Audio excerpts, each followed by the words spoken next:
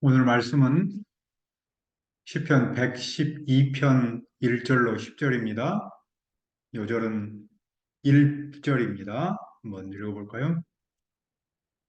할렐루야, 여호와를 경외하며 그의 계명을 크게 즐거워하는 자는 복이 있도다. 말씀의 제목은 말씀의 행복입니다. 새해 인사는 어떤 점에서 세계적으로 공통어라고 할 수 있어요. 우리는 새해 복 많이 받으세요라고 하잖아요. 영어로는 Happy New Year. 사람이 그만큼 행복, 해피, 이게 중요하기 때문일 겁니다. 어떤 이는 행복 추구를 인간의 기본 권리다라고 합니다. 그런데 문제는 행복의 정의, 즉 누가 행복한 사람인가에 대한 정의가 다양하다는 데 있죠. 오늘의 시는 어떻게 가르칩니까? 첫째, 하나님의 말씀을 크게 즐거워하는 사람은 행복합니다. 1절을 다시 한번 봅시다. 할렐루야, 여호와를 경외하며 그의 계명을 크게 즐거워하는 자는 복이 있도다.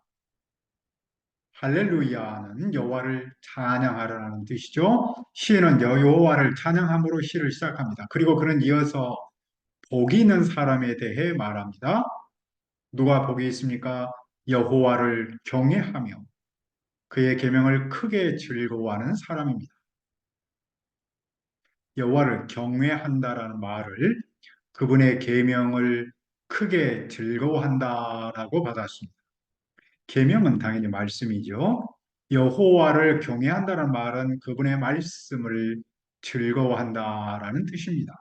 실제로 여호와를 경외하는 사람은 그분의 말씀을 즐거워합니다. 그것도 적당히 즐거워하지 않고 크게 즐거워합니다. 말씀을 크게 즐거워한다는 말은 무슨 뜻입니까? 그것은 말씀을 따를 때 기쁨과 성취감을 얻는다라는 뜻입니다. 그것은 말씀을 따르는 일을 꺼리끼거나 마지못해서 하는 것이 아닙니다. 오히려 말씀을 따라 사는 데서 참 기쁨을 누리는 것을 말합니다. 여호와의 말씀은 그에게 짐이 아니라 힘입니다. 따라서 말씀을 크게 즐거워하는 사람은 행복합니다. 말씀을 크게 즐거워함으로 누리는 행복을 말씀의 행복이라고 부릅니다. 그런데 세상에는 여러 종류의 행복이 있습니다. 왜냐하면 여러 종류의 사람이 나름의 행복을 말하기 때문입니다. 행복을 뭐라고 말하든지 사람에게 행복은 대단히 중요합니다. 행복감을 얻지 못하면 우울증에 걸릴 수도 있습니다. 다른 사람은 저 사람은 행복할 것이다 라고 아무리 생각해도 본인이 행복하다고 느끼지 않으면 우울감에 빠집니다. 최근 일본 사회의 젊은 층에서는 절망을 대신한 형태의 행복을 추구한다는군요. 더는 나아질 가망이 없으니 나는 행복하다라는 이상한 여론이 그것이래. 그들의 인생은 기성세대에 비해서 힘들고 나아질 기미도 별로 없지만 먹고 사는 문제에 별 지장이 없으니 행복하다고 여긴다라는 겁니다. 이런 행복은 행복을 가장한 불행이겠죠. 오늘 시인은 우리에게 참 행복을 가르칩니다. 여호와를 경외하는 사람, 그분의 말씀을 크게 즐거워하는 사람은 복이 있도다.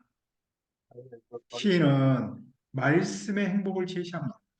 말씀대로 살면서 그 말씀을 크게 즐거워하는 행복의 세계로 제시합니다.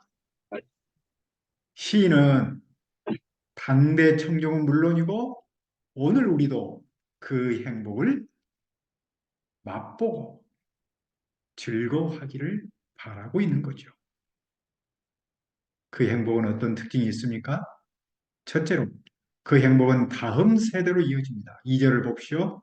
그의 후손이 땅에서 강성하며 정직한 자들의 후손에게 복이 있으리로다. 여호와를 경외하는 사람이 받는 복은 그 후손으로 이어집니다. 그 후손은 세상에서 능력 있는 사람이 됩니다. 정직한 자들의 후손, 즉 하나의 말씀을 즐거워하는 사람은 복을 받습니다. 둘째로 그 행복은 물질의 복으로 나타납니다. 3절입니다.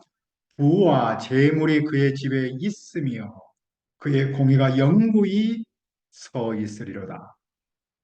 여호와의 말씀을 즐거워하는 사람의 집에는 복이 영화가 깃듭니다. 행복은 추상적이지 않고 삶에서 물질적 풍요를 누립니다. 그의 의로운 행위는 영원히 남습니다. 여기서 의는 삶의 의로움을 뜻합니다. 그가 물질적 풍요를 누리는 그 모습이 의롭습니다. 왜냐하면 그는 돈을 정직하게 벌었기 때문입니다. 하나님께서 말씀을 즐거워하는 그를 축복하셨기 때문입니다. 따라서 그의 의로움은 영원히 서 있습니다. 셋째로 그 행복은 흑암에서도 빛이 비칩니다. 흑암은 고난과 혼돈을 뜻합니다. 여호와를 경외하는 사람도 고난과 혼돈에 빠질 수 있죠. 하지만 그에게는 고난과 혼돈에서도 빛이 비칩니다.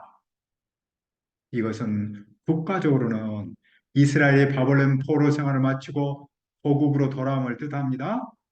개인적으로는 어려움을 겪을지라도 능히 헤쳐나갈 수 있음을 뜻합니다. 흑암에서 빛을 받은 그는 은혜롭고 긍휼이 많고 의롭습니다. 넷째로 그 행복은 삶이 잘 되는 겁니다. 말씀의 행복을 누리는 사람, 다른 사람에게 은혜를 베풀면서 이자를 받지 않고 돈을 보줍니다. 이런 사람의 모든 일은 잘 됩니다. 말씀의 행복을 누리는 사람은 그 일을 올바르게 처리합니다.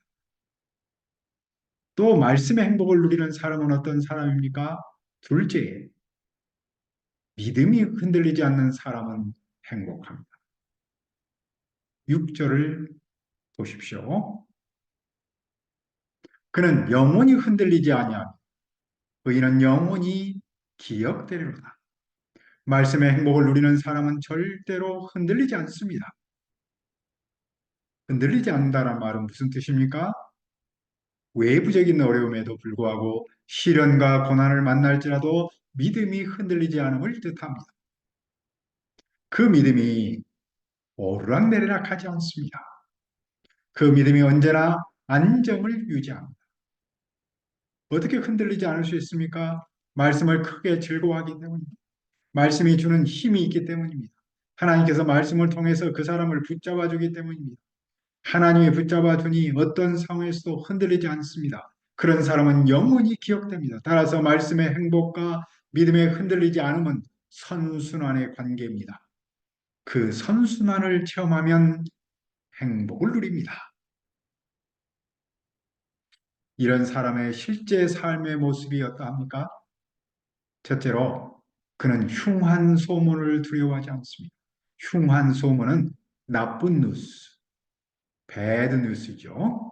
나쁜 소식은 사람을 기본적으로 두렵게 합니다. 그런데도 여호와를 경외한 사람은 그런 소식을 두려워하지 않습니다. 왜냐하면 그의 마음은 확고하고 주님을 신뢰하기 때문입니다. 믿음은 두려움을 이깁니다. 그의 마음은 견고하여 두려움이 없습니다. 마침내 그는 대적이 망하는 것을 봅니다. 원수는 득세해도 사실은 한시적입니다. 둘째로, 그는 가난한 사람들에게 넉넉하게 나누어 주었습니다. 그의 믿음은 흔들리지 않으니 가난한 사람을 생각할 수 있습니다. 그들과 나눌 수 있습니다. 그의 의로움은 영원하고 그는 영광을 받으며 높아질 겁니다. 이런 사람을 행복한 사람이라고 할 수 있지 않겠습니까? 그러나 이와는 완전히 다른 삶도 있습니다. 어떤 삶입니까? 셋째, 악인은 사라집니다. 10절을 봅시다. 악인은 이를 보고 한탄하여 이를 갈면서 소멸되리니 악인들의 욕망은 사라지리로다. 악인은 여호와를 경외하지 않는 사람, 말씀을 즐거워하지 않는 사람입니다. 한탄한다는 말은 화를 낸다는 뜻입니다. 악인은 여호와를 경외하는 사람을 봅니다. 그리고 화를 냅니다.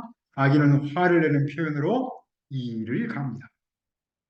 그는 이를 가지고 사라졌습니다.